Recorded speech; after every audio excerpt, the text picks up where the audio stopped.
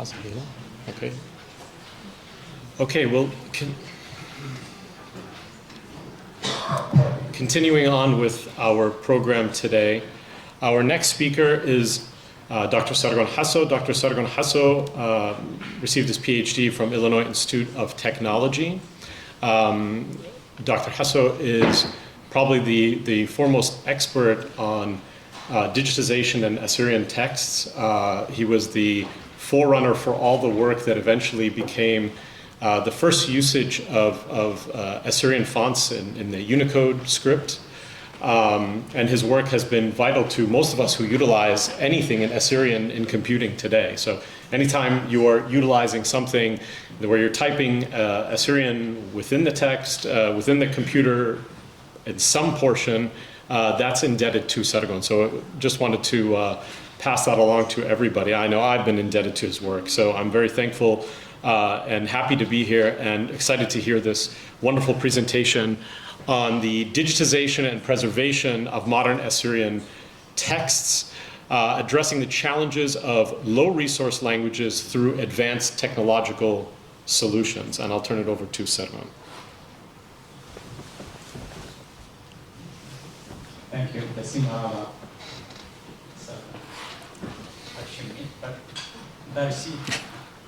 Okay, so the reason why I'm here because at this spot because I don't have a long cable to connect, so I'll stand here and I'll present my talk. And let me just start my watch so I know. Sargon Donovan said the title in English. So what I'm going to do, this is my attempt to translate it to Assyrian. And my talk's going to be mixed. Means mixed with Assyrian English. So bear with me. And I'll also do some demos so you can also see how some of the works that I'm working on, so you can actually see it. So it's not only talk. So the title is مرق مانوت وطارد أسخاخ عاشوراي داراي شريطة قطرة يعني كثرة اللي شانت خسر مطبوعة بالتخنة خاشوة من قدمانة. That's exactly what it means in English. مرق مانوت is a new word actually. It hasn't been settled on it, but it's a word for digitization. Skhacha means text, and Ashurai Darai means we're only interested in the modern Assyrian, the spoken language that we speak today. So has nothing to do with Syriac. That's work that has been done by other scholars in the field, and we thank them for that as well, of course. شريطة قطرة لشان خسر مبوع. خسر مبوع means like low resource language. And I'll tell you why it's called low resource language in خسر مبوع. بالتخنة خاشوة من قدمانة. تخنة means technical. A word again I'm always indebted to Toma Odu. He come up with these words. Nice actually. Tukhna has been used in Syriac. Means technical. And it's word, by the way, it's a Greek word. It's not even, we borrowed it from Greek. So it's tech. Anyway, so I'll be talking about why this topic is important. We have large segments of text that has been either hidden, lost, and I'll tell you stories actually about how some of this is gone. And it's probably, and maybe it's in books, it's sitting on your, I'm pretty sure it's on your, in your library and in your shelf at home, or maybe it's sitting in some large place that collects a lot of material, but no one has access to, like Ashurbanipal Library. I'm pretty sure there are a lot of libraries in Shutaputa, George, and no one has access to it. And so the only way you can see it is you have to go there and see it. So our effort is actually to make that thing, that's why we want to we want to make it available to everyone, to not only to view this text and analyze it and do all kinds of things, actually, wonderful things, and I'll talk about it. And why this is important, and to build what we call a text corpus creation. A text corpus means all the published, all the available published literature in modern Assyrian. And we call it in the IT and the information technology terminology, text corpus means body basically. Text, like skhacha. So gushmed the skhacha. And we use this because and I'll show you actually later. Why do we need text like that? Why would we need it? And I can just tell you, kind of give you a hint. If anyone is familiar with ChatGPT or Google Translate or any translate system that you have on your phone, it would not be possible if they didn't have a large body of text. So that's why it's important. We don't have that. We're not there, but I am trying to get us there. So that's so you know how important this work is. And I'll go through some of the technology that we use to make that possible, and I'll show some of the example how we use this corpus data or corpus text. And we call Makaru project. Makaru is all my projects that I work on. I give them code names. And these code names, for me, I use always Akkadian words. So Makaru is an Akkadian word, actually. And I'll tell you why. I have a definition for it, too, later. And you'll like it, too, I hope. And then I'll conclude it by what I call a call to action. What is it that how can we work all together to make this one possible? Obviously, I hope you can see the immense work that's involved in this. It's not work of one person, two person, or it's a community. The whole community needs to get involved. So the first thing I want to just quickly go over what we call challenges in accessing modern Assyrian text. Of course, there are several reasons for it. One is migration and displacement. Everyone knows about it. Forced migration, economic opportunities abroad that makes our people leave their places. So this is a challenge. One is what we call aging speaker population. Nasha Gubeta, second generation French, Assyrian French, they speak, and I heard they speak with an accent, or maybe what we call broken Assyrian. I can guarantee you the next generation, if they don't speak Assyrian, it's gone. It's just a fact. This is not only to Assyrian, that's any other language, and linguists know that. Dr. from Yildiz agrees with me. It is what it is. So this is a fact. So if we don't do something, it's going to happen. So it's just a natural process. And of course, the other reason is what we call declining birth rates. Our people are not like other people, other communities where they have a lot of children. So we tend to have a small family, and then, of course, that affects our population. And a loss of young speakers. I gave an example. We don't have to go through it. The other one is what we call a lack of intergenerational transmissions. If you're born of Assyrian parents, you might be lucky that your parents speak to you in Assyrian, but others are not. Maybe they're busy. They didn't spend enough time. So eventually, the young generation, especially in Galuta, they tend to not pay attention to the language. It goes in a way of other things that they forget about the culture, not only language. And of course, the lack of language education. There's some efforts, of course, in back home, Ashur, they have schools, but even that is dwindling. To my knowledge, I think, again, either because people are leaving, there's not enough, and so on. So we need to collect this, what has been written, what has been published, not necessarily published, what's been available, like I said, in the back of the shelves, or maybe in some boxes and so on. Otherwise, our language is just going to go and without much needed attention. So here are a couple of examples. On the left, this is a dictionary that was, it's almost 450, it's a copy. 450 pages long Assyrian English dictionary. That was published, I don't know, they don't actually know the date, but it was published by a missionary somewhere in the beginning, I think, the 20th century, like 1900s. And it's a beautiful, actually, handwriting, and English is not very clear, but it's fainted, but nonetheless it's readable. So I'm wondering how many of these things are lost. And in fact, this copy, I don't know how I got it, actually, to be honest with you. I found it somewhere on the internet. Someone published it.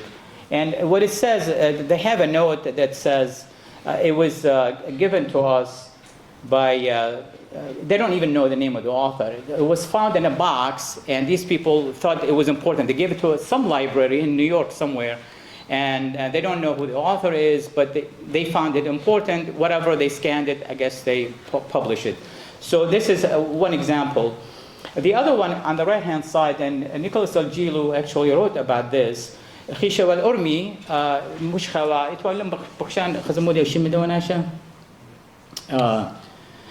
Let's see, Proverbs Siwa collection. Anyway, خبر سوبا وبا وطامة وا يتوالم boxes كتوياته. The interesting this about this collection is, I think he wrote a history of Urmi like in, I don't know, 5 volumes, which is very nice. But it's all handwritten. He also wrote a daily events in Iran and during the transition from Shah to Khomeini regime. And he actually, during that time, he chronicled these events on a daily basis. The point is, it's beautiful Assyrian. It's handwritten. It actually, handwriting is also readable, highly readable. But again, it's not published. And I always joke with Nicholas, and he says actually he published it in Journal of Assyrian Academic Studies a few years back. And I always joke with him. I said, okay, so it was in a box somewhere. It's good that he was able to get it, but now it's in the same box in his home. So again, it's still something that's not accessible. And this other example is our Parsopa Yosef Betkulia. Maybe many of you know him. This manuscript from 1925 is a translation of fables by Russian, famous actually, they call him fabulist, one who writes fables, Ivan Krylov, Andreevich Krylov. Krylov to the Russian literature is almost like Goethe to the German and Shakespeare to, I think, to the Russian literature. He lived actually in the 18th century. Nonetheless, Yosef Betkulia translated some of these his works from Russian to Assyrian, and this a copy of a manuscript from 1925. And these are actually nice because these are fables about for children, but they have morale between so a child can read it, but it has meaning. There's like this one is Qargha Tala. You probably heard this story. On the right-hand side is a copy. Oh, so my point is, it's a manuscript. Luckily, we have a copy of it. It's almost like, I don't know, maybe 400 pages long. Again, it exists in a manuscript form, and it was on a shelf of Ashurbanipal Library. I tried to get the original version, but we don't have it. I contacted his family. I wasn't able to find it. So this one, unless we do something about it, it's going to be gone. But we will do something about it, and I'll show you what we are doing. Then on the right-hand side is also another manuscript. This is by an English Assyrian dictionary. This was written by actual Louis Koda, or he goes by that, Shima Bakshan Lele, exactly, Louis Koda. It has some interesting story. I was actually reading an introduction to another book that this author wrote. He passed away. He's not alive anymore. He mentioned that he has a copy. He did actually his dictionary. He completed it. Tuma Odu, I don't know if you're familiar with it. It's nearly, I think, 1,000 pages. He basically reversed it from Assyrian to English Assyrian. But I tried to get it, but I couldn't. I found out that he died, and I think his house burned down. I said, and some people said we tried to get some of his writings, we couldn't, so we lost it. luckily, good news is, I was given actually a talk somewhere else, and someone told me, George Kiraz, thanks George, he said, oh, I have a copy of that. And in fact, the author said he got visited in the 80s by some young a kid in the 80s, and he has a copy. But anyway, the good news is, George told me he has it, and again, I thank him. He actually gave me a copy of this. It's 1,300 pages of unpublished manuscript. And these are some other examples. This is from the Hill Museum and Manuscript Library.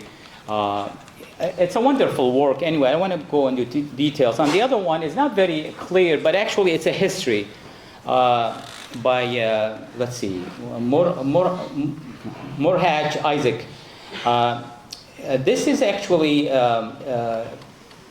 it's a manuscript that's in a Presbyterian church collection, and it's kind of actually nice because it has almost, I estimated how many words it has. It has 276,000, like more than 250,000 words in it. So how do we bring all this to the forefront? How do we work with these type of materials? And I just gave you examples, and I'm pretty sure we have like hundreds of these that are all lost all over the place.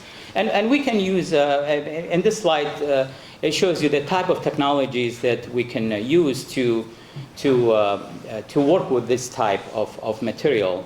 One of them is basically what we call OCR and HDR. OCR, everyone is familiar probably with it, optical character recognition. The other one is HDR, means handwritten text recognition. These are technologies. OCR is probably old technology. HDR is a little bit more recent in the last few years. It basically allows you to look at a manuscript and read it. Read it means it can transcribe it as if someone typed it for you. So you don't have to type it. And these are the other things that we can do. And we can also have printed material that we can scan. If it's already scanned, digitized, we can actually read it and so on. Again, why is this important? Because it will help us to collect large body of text, and this text we can use it for many, actually, there's so many uses for it. And you can spend actually years and years, not only me, I mean, other people can spend years, working on this. And we also can, the reason why it's important to collect this type of material, because it allows you to see the language evolution over time. You will not be able to see it if you don't have a good enough large text. For example, I don't know if anyone is familiar with when you do a Google search. Google has a feature, you haven't seen it, but Google actually, because it has so much material, let's say in English or French or any other language, it can actually give you a trace of a word and how it was used over time. So it will tell you, for example, in the 19th century it was used this many times, or it will tell you what's the earliest date that they think they found that this word is used. So that's why in a lot of these dictionaries online, like let's say any like, for example, well-established languages like English, French, German, and others, a lot of times you will see, especially English, because it's documented, they'll tell you actually the genealogy of a word. So when it was first used and so on. And the only way you can know that, no one knows, no one can claim that I was the first who used it, unless he coined the word.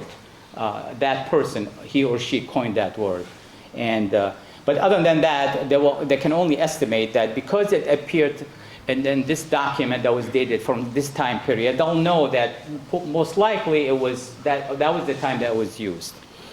And also over time, you see the evolution of a word. Maybe a lot of these words in, for example, 19th century is used, meaning change over time, so it's not the same meaning. I'll actually show you some of these examples what kind of technology that we use to in fact, let me just do it now. Here's an example of a software this is a handwritten text, a manuscript. At the bottom, is actually, let me just do right to left. At the bottom is actually, the computer read the first every line. And this is image. This one is an image. See, this is an image. But as you can see, it's highlighted blue. That means it's that line. So that actually the computer can read it can look at the page, not a computer, actually, the software, I should say, software application. It can look at every page, and then it will break down every line. It will then break down every word. Then it breaks down every character. And then actually it checks itself whether how good it was when it read this material. So this is just an example. It doesn't do 100% perfection, but it's good enough that it will leave maybe 3% errors. That means in every 100 characters, maybe 3 characters was missed. But nonetheless, the way to do that, actually, there's some work behind this. We have to train the computer how to read, and then once it reads it, and then we can give it pages that it has not seen before, then it will transcribe them. So this is one technology that we have been using. Let me continue. Let's see. We talked about this. There's another example, actually, and these tools, there are several tools. One of the tools that I have been using is called Google Lens. Let's see. Oops, that's not what I want.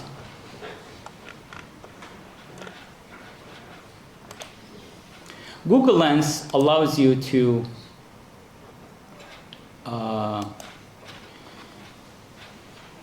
and everyone has it, by the way. So you have it, you probably don't know it exists. But it allows you actually to take a picture and it will transcribe it.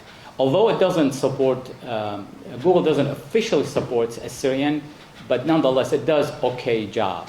So you don't have to have an advanced technology or a specialized software to use this technology. It will actually do it. But Google actually, Assyrian language is on in their list of things, the next 100 languages, or 1,000 languages, actually, 1,000 languages. Google has done 100 languages so far, but Assyrian that we speak, everyone speaks, most of us speak it, is on their list of, list of things to do. I don't want to go through this. Why is this important? Here's an example of a manuscript. It's not very clear, but this manuscript is in a dialect of Alqosh. A computer, once you give it we can train it to distinguish between different dialects. So it will know this is Alqosh dialect or non-Alqosh or Urmi dialect. Here's an example where we use this. The use of this. Here's a dictionary. This is a dictionary compiler that we can use this text, and then once you can import it into this program, and then you'll ask the computer to break down every word.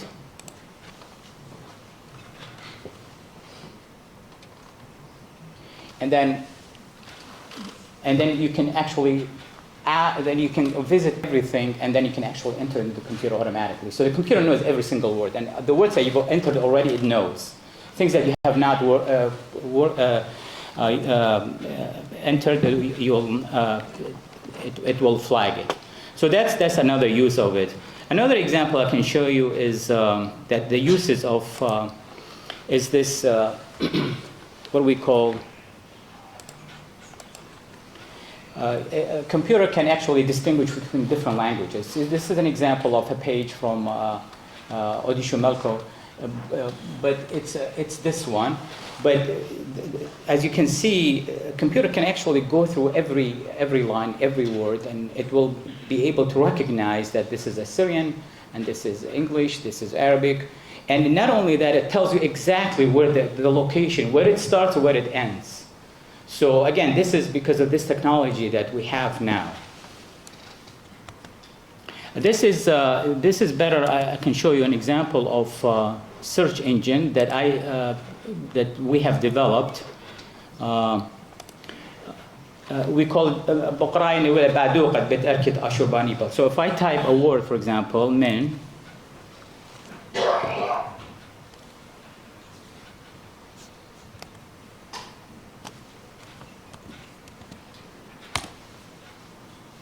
so all the text that we have, this is like Google basically, that we have captured from all these texts. It will search and it will find it, it will highlight it, it will tell you exactly what book this word came from. So these are the things that we can use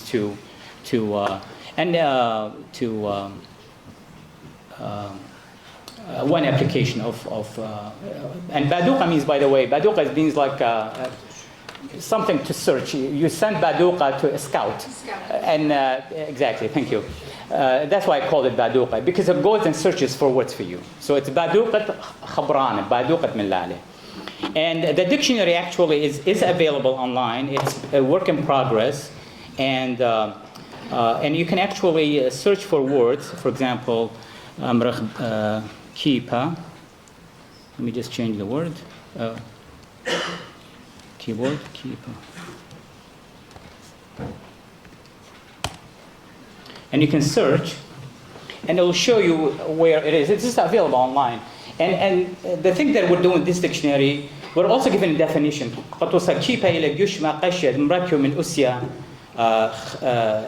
خبريتا لامد قرشنتا ولامد يقدنتا بنورا. It'll tell you all the related words related to words. So these are the things that we are trying to do with the dictionary. And it'll also cross-reference other words. And the other thing that we also have is what we call a semantic search.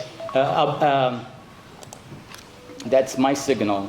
But anyway, if you don't know the word, you'll search it by topic, by concept. Well, it says, but I want to know all the words related to person. I want to know all the words related to body, and it'll show you that. And not only that, for example, if you have risha, paghara, it will tell you like ena, pumma, risha, aqla, paghara, or whatever, aqle, they're all connected. So if you don't know the word, but you know it's related to a body, and then you just go to the body, and it will trace for you all these words. And this is all because of this technology. So it's very, very important. I should just flash the last slide. Ba'ut ad-diyan min nokhan modila is really it's a work of ultimately we want to create something like ChatGPT, if you're familiar with it. I showed you how to search by word, but then in the future we're anticipating that you will ask questions and it will give you answers, just like ChatGPT in Assyrian, and it can happen, and we're working on it. So that's coming, not tomorrow, but in the intermediate future, and that's really it. I don't want to. Makaru makhmiri qalokon is an Akkadian word to means irrigate water. So lishana diyan ila makhshitla. So you have to kind of مسمت باله اللي مشتيت لمية قد جرس. So that's why I call this Makaro project.